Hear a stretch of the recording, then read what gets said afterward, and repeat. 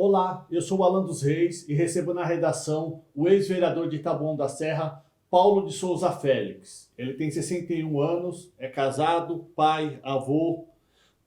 Paulo Félix, muito obrigado por aceitar mais uma vez o convite do Taboão em Foco. Gostaria que você desse um olá para as pessoas que estão nos assistindo. Bom, eu agradeço a oportunidade de estar aqui nesse prestigioso, órgão de imprensa e num momento tão importante do país, um momento tão importante da nossa cidade. Então, eu acho que é um privilégio para mim estar aqui, me dirigir a todos vocês, e responder as perguntas e tentar contribuir na medida do possível. Paulo, vamos começar só com uma questão bem pessoal. Você passou recentemente por uma cirurgia grande, após um infarto. Eu queria que você falasse um pouquinho como que você está, se está já bem de saúde, se recuperou, e falar um pouquinho desse período que pegou a sua saúde. Olha, eu tive um infarto, fiz uma cirurgia do coração, coloquei 3 pontes de safena, uma experiência muito dolorosa, mas é uma experiência que faz a gente refletir também sobre o sentido da vida, sobre prioridades, sobre o passado, sobre o futuro. Então, eu tenho o privilégio de ser pai de 3 filhos, de ter 3 netos e ter construído uma história nessa cidade. Então, estou me sentindo quase recuperado, estou preparando a minha volta, principalmente para atuar nos movimentos populares, que é a minha origem, e tentar retribuir para a cidade tudo que Taboão da Serra me deu. Cheguei aqui com 6 anos de idade, estou nessa cidade há 55 anos, mais de meio século, Então, essa cidade me deu tudo o que eu sou. E eu pretendo voltar a atuar no movimento popular, na política, e retribuir de coração tudo que essa maravilhosa cidade de Taboão da Serra me proporcionou. No dia da cirurgia, que você faria uma cirurgia, você teve medo de morrer? O que você pensou nesse dia? Olha, o medo, o medo da morte é o medo do desconhecido, Eu cheguei lá nos umbrais da morte, Eu vi a morte de perto. E realmente é um momento difícil, A gente nasce sozinho e morre sozinho, É uma viagem que você faz só. Então, eu tive receio, quando eu estava indo da maca, com a minha família reunida, e a maca indo no corredor, eu olhei para trás, olhei para a minha família e falei, eu acho que eu não vou ver mais, Acho que foi o momento mais dramático. Acima da dor que eu senti depois, que é um período muito traumático, a recuperação de uma cirurgia desse porte, mas foi um momento mais doloroso. Você está indo na maca, olha para trás, vê seus filhos, vê a família toda reunida e você fala, não sei se eu volto. Acho que esse foi o momento mais difícil. Que bom que voltou. Que bom, eu também acho. Foi maravilhoso. Paulo, foram 6 mandatos como vereador. Nesse período, eu queria que você falasse um pouquinho o que te marcou. Você passou por... suas legislaturas foram com 4 prefeitos distintos. Sim. O que te marcou nesse período? Olha, eu tive esse privilégio de conviver, A cidade, nos últimos 40 anos, foi governada por 4 homens. Armando Andrade, Boscarini, Evilásio e Fernando Fernandes. Eu tive o privilégio de ser vereador com os 4 prefeitos, que governaram a cidade nas 4 décadas.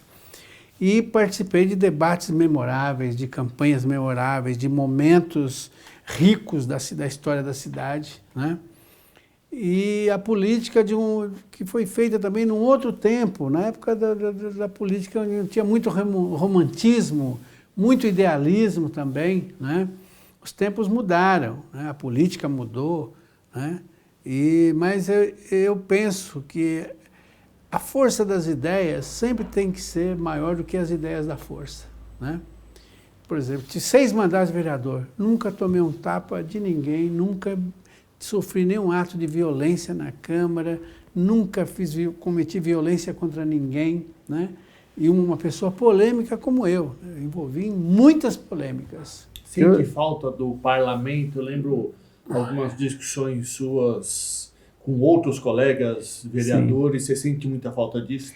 Eu sinto falta, talvez como um jogador de futebol que se aposenta, né? E vai assistir um jogo, né? Fala, se eu tivesse em campo, né? Eu faria isso, faria aquilo. Realmente, eu sinto muita falta dos debates. Quando você olha a Câmara, está faltando um pouquinho de debate? Hoje, grande parte dos vereadores são jovens, têm menos de 40 anos. Quando você olha a Câmara atualmente, o que você enxerga nela? É uma Câmara diferente, né? Porque no nosso tempo a gente tinha consciência que a Câmara é o templo da palavra, né? E o parlamento vem do verbo latino parlar, né? Então, falar. Então, é o templo do debate, do confronto das ideias. Ninguém é dono da verdade, mas um debate aqui, outro debate ali, vai se chegando a um consenso, né? Houve uma mudança, né? E não cabe a mim avaliar, né? O eleitor escolheu os seus representantes, não cabe a mim avaliar, né? Eu acho que são tempos diferentes, um mundo diferente, a política é diferente, né? Mas eu sinto falta daquela Câmara debatedora que passava noites e dias, sessões que demoravam 24 horas de debate, né? Isso eu sinto falta desse tempo. Nesse período como vereador, quais foram os vereadores que você mais admirou ao longo desse tempo? Tem algum? Pode citar 2 ou 3? E aquele que você teve mais confronto em tribuna, por exemplo? Olha, a Câmara teve grandes debatedores, né? Paulo Silas, Fenólio, Eloy, Carlos Andrade, né? Grandes debatedores. Estou falando de alguns, estou esquecendo de uma série, né? Mas a polêmica sempre foi salutar. Dizia Nelson Rodrigues que todo consenso, toda unanimidade é burra, né? Então, quando se tem muita unanimidade, é que falta o dissenso, falta o debate, né? Falta o confronto das ideias. Então, eu tive essa honra de participar com grandes pessoas, com grandes vereadores, por exemplo, Maria Alice Borges Guion, que hoje é nome de escola lá no Nocópio, José Roberto Pacheco, que é nome de escola aqui no Pazini, né? Então, grandes pessoas que fazem parte da história da cidade, né? Então, eu citei alguns nomes aqui, com certeza estou esquecendo de muita gente boa. Você tentou também, logo que você saiu da Câmara em 2012, seu último dia foi, mas você tentou por 2 vezes eleger a sua esposa, Cida Félix. Não conseguiu, até teve uma votação expressiva, mas acabou não dando certo. É difícil transferir votos? O que você acredita que aconteceu? É difícil transferir votos, né? É muito difícil. 2 tentativas, né? E as 2 bateram na trave, todas elas com expressiva votação. Tem mais de 2.000 votos nessa cidade, então a gente imagina 2.000 pessoas em fila, né? O que significa isso? Nas 2 ocasiões nós tivemos mais de 2.000 votos. Então isso é uma demonstração de prestígio que eu agradeço imensamente, né? A todos esses eleitores, as pessoas que nos ajudaram em 6 mandatos, né? Então 6 mandatos é muito tempo, é muita coisa, né? E nas 2 últimas eleições nós quase chegamos lá outra vez. Você começou sua carreira política no PT, teve mandato no PSDB, passou pelo PMDB e também pelo PCdoB. Os partidos políticos, eles perderam a expressão. Hoje, onde você se encaixaria? O PT já foi extrema-esquerda, o PSDB já foi extrema-direita, eu sei que tudo embaralhou de novo. Onde você se encaixaria atualmente? Olha, eu continuo, hoje estou ainda afiliado no PCdoB, né? Mas eu entendo que tem gente boa em todos os partidos e tem canalhas em todos os partidos, né? Então, o partido é composto por pessoas, né? Composto por gente por seres humanos, falhos, com pessoas com virtudes, né? Então, esse conceito de partido, ele está muito difuso, né? Principalmente hoje na era da velocidade da comunicação, das redes sociais, né? Com fake news, com tudo que acontece. Eu tenho 62 anos, eu tenho muita dificuldade para acompanhar essa evolução digital, né? O meu neto, que tem 8 anos, sabe muito mais, né, de rede social, de computador do que eu. Então eu tenho que tentar me atualizar, de tentar me informar. Eu sou uma pessoa que leio muito, né? Gosto muito de ler, gosto de me informar. Eu não saio de casa sem ler jornal, revista semanal, livros. Eu tenho uma biblioteca com mais de 2 livros na minha casa. Então eu procuro saber o que acontece, não só hoje, mas o que aconteceu na história universal, né? Então, são tempos difíceis. Na política, na vida, na sociedade, é um tempo sombrio que nós estamos vivendo. A gente vai entrar em instantes para falar um pouquinho do cenário de Taboão atual e pensando na eleição de 2020. Mas para a gente fechar um ponto, eu queria que você falasse, quando você passa ali na região do Salete e vê os condomínios João Cândido 1 e 2, ou A e B, o que você sente? Olha, eu sinto essa emoção quando eu passo no Jardim das Margaridas e vejo uma área que era de ocupação virar um bairro, né, com toda a infraestrutura, como é no Samorritz, que eu tive o prazer de ajudar a fundar, no Sítio das Madres, no condomínio do Parque Laguna e mais recentemente agora no João Cândido A e B. E saber que as pessoas estão morando com dignidade, né? Pessoas que moravam em condições subhumanas, pessoas que eram humilhadas, pessoas que eram despejadas, pessoas que não conseguiam pagar seu aluguel, pessoas que moravam de favor em casa de parentes, eram humilhados na casa de parentes, e as pessoas moraram no que é seu. Eu vejo fotos das pessoas de antigamente e vejo hoje, né, a transformação, inclusive física, de pessoas que tinham um problema de saúde que hoje não tem mais, porque ela mora no que é seu, ela tem a casa própria, né? A casa, diferente de um carro, de qualquer outra coisa, é um bem de raiz. A pessoa passa a ter um endereço. A pessoa que tinha vergonha de chamar um parente, um amigo para ir na sua casa, hoje elas levam a sua família, os seus parentes, os amigos, e têm orgulho de mostrar onde mora. O João Cândido é o último exemplo disso. Só para explicar para as pessoas Sim. que não conhecem o João Cândido, são apartamentos construídos através do programa Minha Casa Minha Vida, do Sim. governo federal, teve também a participação do governo estadual, e que construíram, pode dar condições ou moradia para pessoas de movimentos sociais, como Sim. MTST E o MST. MST. Exatamente. Então, é uma parceria do programa Minha Casa Minha Vida com o governo do estado e apartamentos com 54 metros quadrados de 2 dormitórios, 65 metros de 3 dormitórios, com varanda, elevador, com segurança. E as pessoas pagam lá hoje, a maior parcela é R$ 88,00 por mês, né? Então, as pessoas conseguiram, com muita luta, esse espaço, né? E eu tive o prazer de estar organizando muitos anos esse movimento, né? Tem um outro líder importante, que é o Guilherme Boulos, que é nosso parceiro nessa empreitada. Nós já temos lá ônibus para o metrô, em frente ao condomínio, metrô Campo Limpo, ônibus municipal, acabou de recém-inaugurar uma quadra de esportes, né? Então, tudo isso é para que as pessoas morem com qualidade. E não é nada de graça, né? Todo mundo vai pagar, está pagando de acordo com a sua renda. Nós somos contra que as pessoas tenham coisas de graça, né? O que é de graça se perde muito rápido, as pessoas têm que valorizar. E lá é proibido a venda, é proibido o aluguel, né? Então, tem toda uma política de conscientização para que as pessoas fiquem nos seus lugares que conquistaram, porque a nossa máxima é o seguinte: sonhos não se vendem.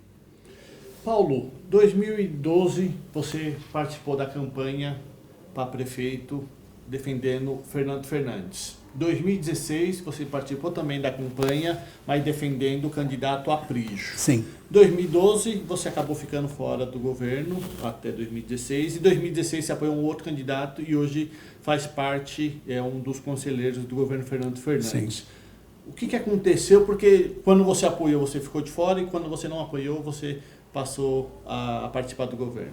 Essas são coisas da política, né? Eu tenho, apesar de às vezes estar em campos opostos, nós nunca perdemos o respeito. Hoje teve algumas situações. Teve situações do fechamento do Akira que. Sim. A temperatura estava alta. Sim, não são questões pessoais, são questões de políticas públicas, né?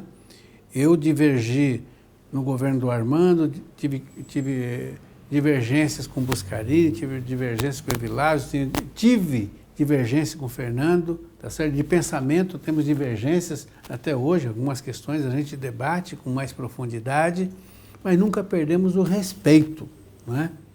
Acho que essa é a palavra-chave, né? Eu converso, tenho diálogo com todas essas pessoas que pensam diferente de mim. Eu tenho diálogo com o PSOL, tenho diálogo com o Evilásio, tenho diálogo com o Buscarini, tenho diálogo com as forças políticas da cidade, né? Com os movimentos populares. Eu acho que essa trajetória que eu construí, por onde eu passei, eu deixei, acho que é essa coisa, respeito. Respeitar as pessoas e ser respeitado. Todo mundo sabe das minhas ideias, das minhas convicções socialistas, que eu nunca abri mão, né? Sou um homem de esquerda, sou uma pessoa que tem posições durante a vida ligada ao movimento popular, venho do movimento sindical, venho das lutas operárias do final da década de 70, e tudo que eu aprendi nas lutas populares, coisa que eu não abro mão em hipótese alguma. 2019, o que se mais discute na política taboanense é o ano de 2020, as eleições municipais de 2020. Sim. Quem será o sucessor do prefeito Fernando Fernandes? Dá para apostar hoje? Olha, eu acho que tem muita indefinição ainda, né? Até porque essas decisões, por exemplo, quem é o candidato ao governo, tem que se chegar ao máximo consenso possível. Pode não ter um consenso absoluto, mas hoje, se tiver 50% de margem de quem vai ser o candidato, não dá para decidir. Só vai poder ser decidida essa questão, que eu acho uma expectativa generalizada, porque o candidato da oposição, nós já temos, que é o Aprígio, que sempre foi candidato, nunca escondeu isso, né? É um desejo antigo dele, mas no governo tem que chegar ao mínimo de 80% de consenso, sob pena de rachar o governo, de ter debandada, de ter defecções, né? Então, esse processo tem que ser conduzido com muita calma, com muito diálogo, com muita discussão política, né? E isso vai demandar dias e noites ainda de debate interno, né? O prefeito Fernando Fernandes já ganhou 4 eleições para prefeito, né? Não é uma pessoa que não tem experiência, que não tem maturidade. Ele é o comandante natural desse processo, né? Só para a gente deixar para as pessoas que estão nos assistindo, dentro do governo temos 4 candidaturas. Sim. O vereador Cido, o vereador Eduardo Nóbrega, o secretário de manutenção Daniel Bogalho e o vice-prefeito Laércio Lopes. Sim. Há outros nomes que possam aparecer? Eu acredito que esses nomes são que estão no páreo. Tinham outros nomes fortes, como o da vereadora Joyce Silva, do próprio presidente da Câmara, o Marcos Paulo Paulinho, que por seu protagonismo, por ser presidente da Câmara, poderia ser um nome, mas que já disseram que não são pré-candidatos a prefeito, que são candidatos à reeleição para vereador, seriam nomes, com certeza, que teriam peso. E desses 4 nomes, com certeza, daqui a pouco vai funilar para 3, daqui a pouco vai funilar para 2, e desses 2 deve sair, né, o candidato de maior consenso, que está sendo construído. Todos eles estão trabalhando, né, o vice-prefeito Laércio, o engenheiro Daniel, o vereador Cido, né, o vereador Eduardo Nóbrega, os 2 já foram presidente da Câmara, né? Então, são pessoas que têm gabarito, que têm experiência, e com certeza o que mais agregar é que vai ser o candidato do governo. E você acredita que, pelo menos hoje não há consenso, mas você acredita que definindo um nome, todos vão se aglutinar a esse nome ou você acredita que pode ter um racha, pessoas irem para apoiar outras candidaturas? Olha, pode ter atos isolados. Eu não acredito que grupos vão sair, né, para apoiar outras candidaturas. Acho que pode ter um ato isolado de um ou outro, né, que pode ficar descontente. Mas a minha análise é o seguinte: chegar a um consenso de 80% já pode se tomar uma decisão. Mas você acredita que essa decisão pode ser dada quando? A gente está praticamente entrando em agosto e daqui um ano exatamente já estará em campanha eleitoral, ou início de campanha eleitoral. Você acredita que essa decisão saia nos próximos meses, saia em agosto, setembro, ou será prorrogada para 2020? Olha, eu acredito que até o final do ano é um prazo razoável, né? Que aí teria um tempo para apresentar o pré-candidato à sociedade e prepará-lo com as informações, né? Porque o povo quer saber de conteúdo, quer saber o que o candidato pensa sobre saúde, sobre educação, sobre emprego. A cidade tem que ser preparada para um novo ciclo, né? Um novo ciclo que se encerra com o mandato do prefeito Fernando Fernandes. Eu disse agora há pouco, 40 anos, a cidade foi comandada por 4 homens, né? Armando, Buscarini, doutor Evilásio e doutor Fernando. Agora se inaugura uma nova era, um novo ciclo. Pela primeira vez em mais de 40 anos, é que pode haver uma renovação que vai significar um novo salto de desenvolvimento para a cidade. E todos esses prefeitos contribuíram. Aqui em Cogite ainda é o nome do ex-prefeito Buscarini, Sim. Ou seja, se ele for candidato, talvez Sim. exista a possibilidade desse ciclo também não ser quebrado. É verdade, é verdade. O ex-prefeito Buscarini tem todas as credenciais para ser prefeito da Taboão, né?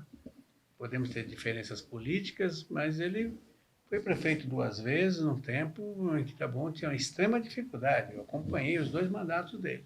Então, aliás, todos os candidatos merecem nosso respeito. Ninguém tem que ser subestimado, né? As pessoas que estão colocando seu nome, que sonham, que acham que estão preparadas para ser prefeito, e a gente não pode desdenhar da possibilidade de ninguém. Em 2004, você foi pré-candidato a prefeito durante muito tempo. Na última hora, acabou sendo a ex-vereadora Arlete Silva, hoje secretária de Assistência Social, a candidata da máquina, perdendo o Pevilásio. Você vê semelhanças entre aquela eleição e essa eleição? Eu acredito que há uma semelhança no seguinte sentido. Naquela época tinham 3 postulantes à candidatura do governo, que era o vice-prefeito Israel Luciano, a ex-vereadora Arlete e eu, né? Afunilou, o Israel foi o primeiro a sair da disputa, e ficou a Arlete e a minha candidatura. Só que o consenso maior se deu em torno da candidatura da Arlete. Então eu abri mão, e quando eu abri mão de coração para apoiar a candidatura da Arlete. Fui para as ruas junto com ela, batendo de casa em casa, né? Então a semelhança é que o governo tem vários candidatos, né? Não tem um candidato natural, todos eles estão postulando, todos eles têm qualidades para ser o candidato. Acho que a semelhança é essa, né? Não há um favorito, né? Todos estão ainda no meio da batalha para conseguir a indicação. O que você acredita que deve ser, o que seria esse consenso? Quando e quais qualidades o prefeito e o grupo vai dizer que são prioridades para escolher esse candidato? Bom, o consenso vai se dar quando a maioria entender qual é o melhor candidato para vencer a eleição. Cada um tem suas qualidades, suas virtudes, seus defeitos. Vai ser pesado em ter pesquisas, não só pesquisas quantitativas, mas pesquisas qualitativas. O que o eleitor espera do candidato? Esse é o grande juiz. As pesquisas qualitativas servem para isso. Qual é o perfil? O que o eleitor espera de alguém que vai liderar a cidade, que está entre as 100 maiores cidades do Brasil, que reduziu agora o índice de criminalidade, que diminuiu, está no ranking, melhorou o ranking de saneamento básico, uma cidade que vai ter quase R$1 bilhão de orçamento, 25º orçamento do Estado de São Paulo. Então, é uma cidade potente e a cidade quer um líder. Quais são os atributos que a cidade quer nesse líder que vai governar a cidade? Isso, as discussões internas, as ruas, as pesquisas vão mostrar que perfil que o eleitor de Taboão quer para ser o próximo prefeito. Se o prefeito Fernando Fernandes pedir a sua opinião, que nome você indicaria? Olha, eu também estou formando um consenso, né? Se o prefeito me pedir minha opinião, eu vou dizer, prefeito, aguarde. Aguarde porque a política, a natureza vai seguir seu curso. Para essas coisas, as pessoas não se escolhem, elas são escolhidas. E elas são escolhidas por fatores que talvez a gente não são fatores determinantes, né? Então, não são fatores, talvez, da lógica da política. Pode acontecer alguma coisa que os ventos soprem e digam, é esse candidato. Algum fato pode acontecer político que convirja para determinada candidatura. Então, hoje, eu tenho minha preferência pessoal, mas minha preferência pessoal não conta nesse momento. Mas conta, porque você é uma pessoa importante, né? Eu sei da importância, mas eu prefiro o diálogo. Você tem conversando com todos os candidatos, né? Não só eu, está todo mundo conversando, discutindo, né? E eu vou manifestar minha opinião brevemente. Você realmente tem conversado com todos os pré-candidatos dentro da base? E o que eles têm dito? Eu, quando converso com alguns deles em separado, em off, em tudo, todos têm cobrado, precisa-se de um posicionamento do governo logo, né? Porque eles temem, pelo menos essa é a ideia deles, que quanto mais demora, mais o candidato da oposição cresce nas pesquisas ou tem possibilidade de vencer a eleição. O que eles têm dito para você? Tem dito exatamente isso, que essa indefinição atrapalha, né? Essa indefinição é natural. Esse nervosismo dos candidatos, a ansiedade é natural. Eu passei por isso em 2004. Né? Eu queria que decidisse rápido, mas nem sempre decidir rápido é decidir certo. Então, a política tem o seu tempo. Né? Nós temos hoje a candidatura do Aprígio, que eu acho que tem problemas também. É o mais forte candidato da oposição, o Buscarini. Por exemplo, sair do mandato de deputado para disputar uma eleição de prefeito. Né? A cidade elegeu um deputado na expectativa que ele ajude a cidade. Né? Já tem a deputada Analice, 2 deputados ajudando a cidade, com recursos, com emendas. Acho que isso é um complicador, é uma análise política, não é uma análise pessoal. Eu tenho respeito pessoal muito grande pelo Aprígio. Né? Mas vamos ver o Dória em São Paulo. Dória saiu da prefeitura para disputar governador, perdeu na capital de lavada por Márcio França. Mas ganhou a eleição. Mas perdeu em toda a região metropolitana. E o candidato do PSDB na capital de São Paulo vai ter problemas imensos, porque a decisão do Dória vai impactar na eleição de 2020 na capital. Então, as pessoas estão... Esse eu acho que é um problema que vai ter que ser debatido, discutido na eleição. Né? Então, tem todas essas variantes que um cientista político, não sou, mas um analista político, ele tem que levar em consideração. Porque para o candidato, para ele ser candidato a prefeito, ele tem que avaliar 2 coisas na ciência política. Uma são as condições subjetivas.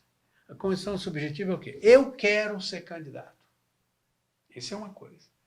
A outra questão é objetiva. Eu posso ser candidato? Eu tenho condições de ser candidato? Né? São as condições externas, que fogem à sua vontade. Né? Então, a eleição está em aberto, né? Não há... a eleição não se ganha na véspera. O já ganhou, que eu já vejo, fulano já ganhou. Eu falo assim, olha, o já ganhou é irmão gêmeo do já perdeu. Por quê? Porque o já ganhou traz a soberba. Já ganhou. Né? E o já perdeu traz o pessimismo e a derrota. Quem já fala, já perdeu, quem está no seu entorno fala, bom, se ele não tem confiança, quem vai ter? E o já ganhou é a soberba que afasta as pessoas também. Paulo, a gente está chegando no fim da nossa conversa. Eu vou falar 4 nomes e aí você define eles com uma palavra, tudo bem? Tudo bem. São os pré-candidatos dentro da máquina. Laércio Lopes. Vice 2 vezes, né?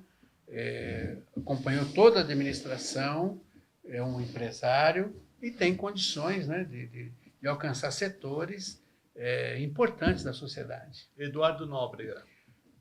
2 vezes vereador mais votado da cidade, presidente da Câmara, vem de uma família tradicional, né?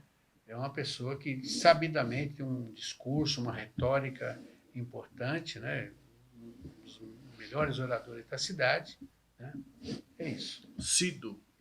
Cido é um líder eleito 2 vezes, também presidente da Câmara, foi presidente da Câmara, tem um trabalho com a ONG na região, na periferia, maravilhoso, e tem todas as credenciais também. Daniel Bogalho. Esse é o novo, né? É o candidato, pré-candidato, que está numa secretaria importante, né? Uma pessoa benquista, uma pessoa simpática, uma pessoa amável, né? E uma pessoa que pode ser preparada, né, se for o candidato escolhido, para ser o novo na eleição. Que nota você dá para a gestão Fernando Fernandes? Incluindo os 8 anos, claro, Bom, os 7 7 anos. Eu acredito que o governo Fernando, só para sintetizar, não é um governo de altos e baixos. Ele é um governo de regularidade, né? Da zeladoria da cidade, muito boa, né? Eu daria a nota 8 para o governo Fernando Fernandes. Obrigado. Paulo, obrigado por ter aceito novamente o convite do Taboão em Foco. É uma honra tê-lo aqui. Falar um pouquinho de política, falar um pouquinho de eleição e falar um pouquinho do vereador que ficou junto com... vamos dizer, é um grupo seleto. Só tem você e o Olívio Nóbrega com 6 mandatos na cidade. Exato. Então, muito obrigado por ter aceito o nosso convite. Deixa a sua última mensagem de esperança, cite um poema, fique livre. Eu agradeço profundamente essa oportunidade, né? É um reencontro meu com a opinião pública, com políticas públicas, com um veículo de comunicação tão importante como o Taboão em Foco.